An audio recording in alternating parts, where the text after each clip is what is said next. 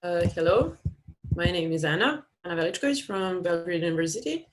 And yes, this is my credentials. And today I'll be talking about, as Camilla said, uh, attitudes to Roman women, to the archaeology of Roman women, the position of women, even in Roman archaeology and also in archaeology in general, in ancient Rome as well.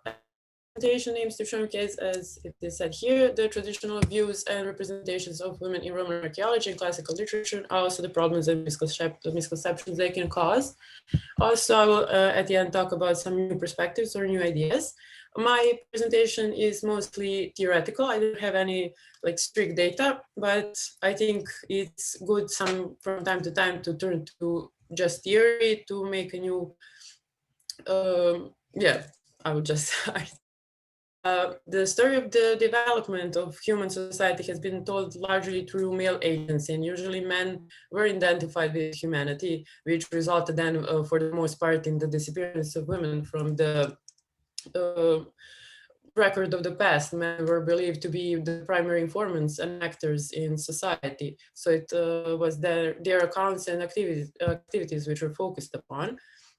During the 19th century, male-driven views of scientific history and the political context led historians and archaeologists to concentrate solely on ideas of political organization, imperialism, and historical narrative.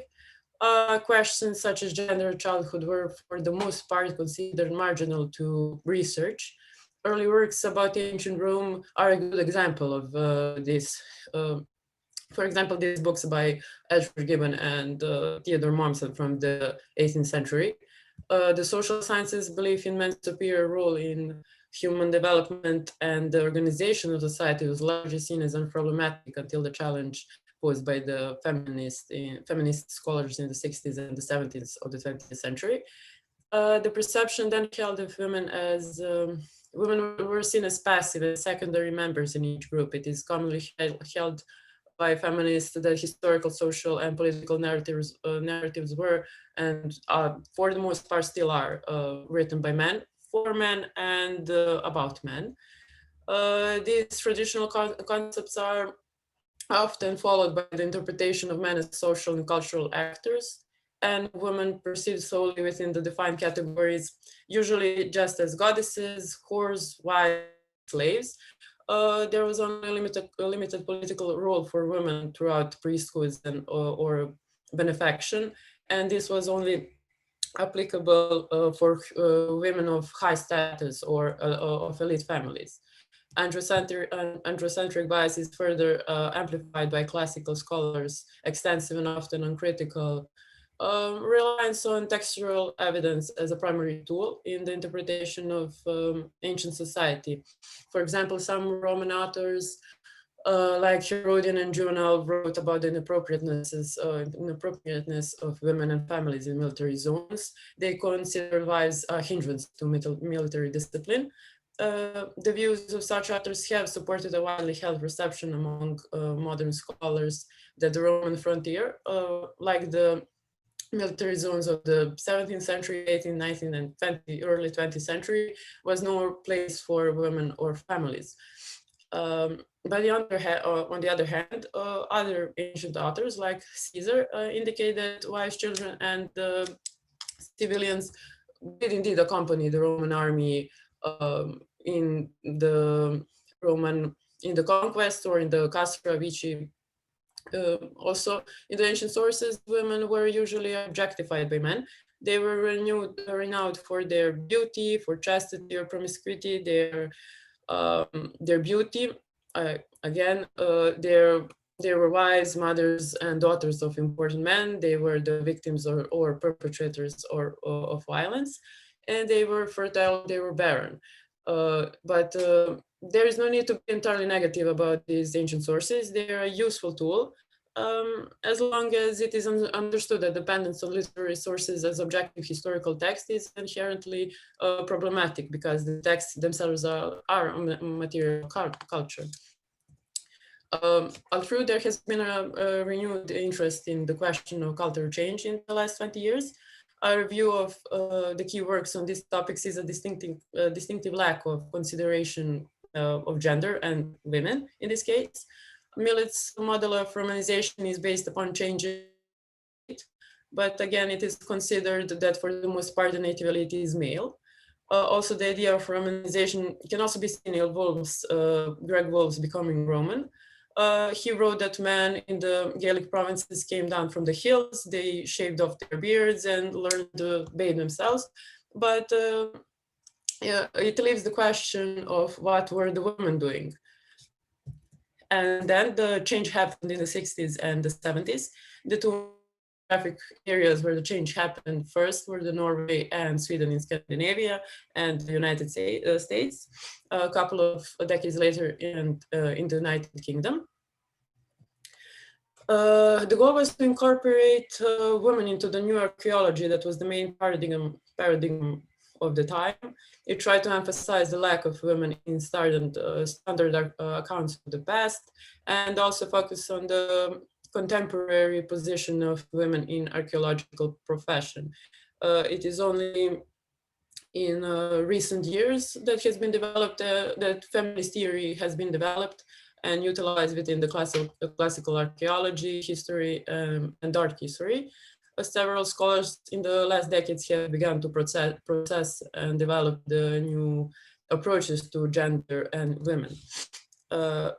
This was just a fun example. When I was searching for book covers for my slides, I found this one, and it was interesting to me because as you can see, the title is named Roman Women, Second to Men, but equally important.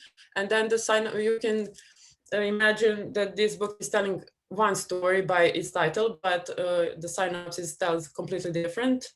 It says, did you know that unlike other societies, the Roman Empire acknowledged women for their strength and importance in society, and it ended with lessons gathered in this book can be applied to the present times. I did not read this book, but I will. Even if it's by baby professor, I want to know what lessons gathered in this book can be applied to the present times. But the book is named Second to Men, but equally important. Eleanor Scott, archaeologist and feminist, pointed out the three main forms of invisibility of women in Roman archaeology. The first one is exclusion. Women are being completely ignored or neglected because the subjects of such theories are explicitly male or male-dominated institutions and or activities. Thus, many volumes sporting the titles the Roman Empire or the Roman world are in fact accounts of the Roman army, its imperial politics, and its provincial administration. The second one, pseudo-inclusion. It differs from exclusion in that the theory appears to take women into the account, but then marginalizes them. Women become different as defined as is a special case or as anomalies, which can be noted and then forgotten about. In other words, what is normal or what is normative is male, even in this pseudo-inclusion case. And the last one is alienation. Theories and histories of this sort include women as subjects, but their experience is interpreted through because the methodologies and values of the theories remain androcentric. As I have said earlier, women in Rome are mothers, their wives, their daughters and mistresses, but of important men. The accent again is on the experience of men. However, this is not to say that women did not wield power in the ancient world. Their power was not official or structurally based within the legal or government institutions of the Roman Empire. Rather, they could possess extensive influence and authority within their communities, their homes, and even sometimes within the empire itself. For instance, Plancia Magna was an influential and powerful member of her community in the 2nd century AD. She completely reconstructed the main city gate, and embellished it with this monument with numerous statues of gods, heroes, heroes and the city founders. She was then honored by her community for her deed, and this example shows that women could wield a high degree of influence and to be honored and respected for it, despite their exclusion from the official power structure of the Roman society. There is also a possibility that women could have challenged the system through their use of humor, mythology, or for folklore, rather than through a direct offensive against the traditional male sphere structures around politics. Recent research which focuses on the archaeological evidence, such as Alison Jones, her book on Roman women, or often moves beyond the historical approach by applying material evidence to women's day-to-day lives. For example, in Batavia, there was a large level of recruitment from these areas, recruitment from Roman military. It is estimated that every family gave one male member to the Roman army. The impact this had on family relationships is difficult to reconstruct, but it may have had the effect of giving women a more prominent role in the family. Certain authors have argued for family-based agricultural production run by women. Also, women could seek a divorce, gain a custody of her child if she could prove that the father was incapable of caring for them. There is also evidence that she could practice birth control and abortion.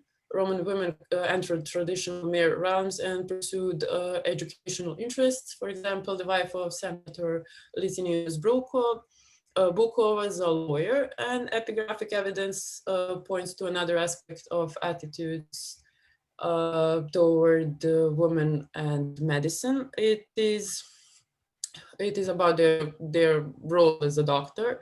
The inscriptions show that women in all areas of the empire were permitted to learn the skills to become a doctor, not just a midwife. But there are some points to be careful about when talking about feminist theory in Roman archaeology.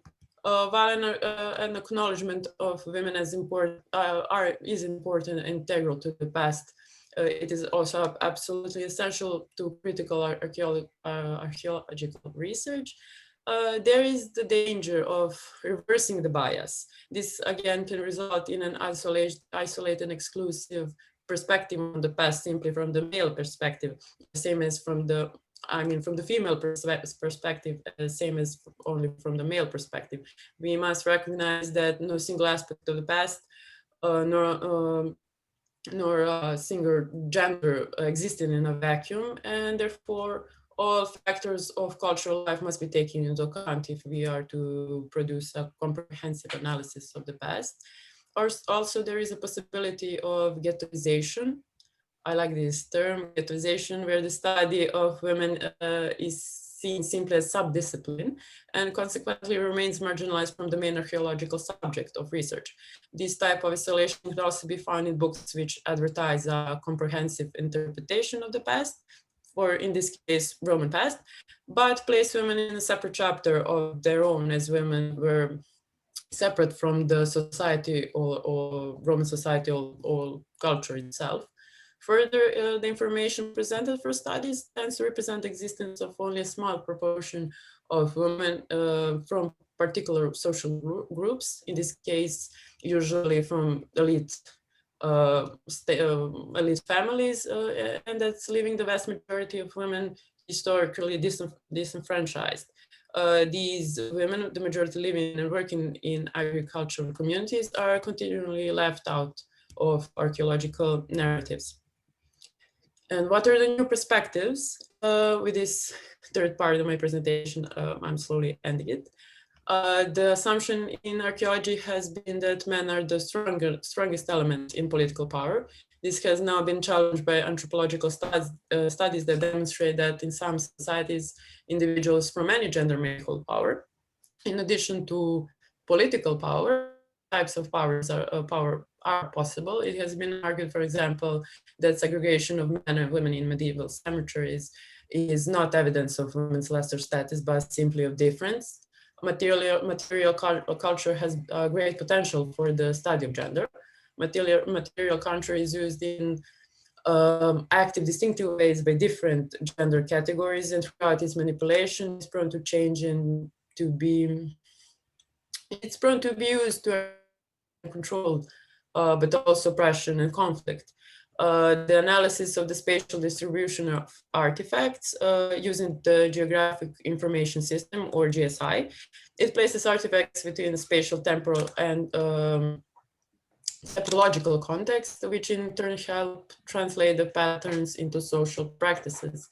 This method was also successfully employed in investigated presence, movements, and activities of women and children.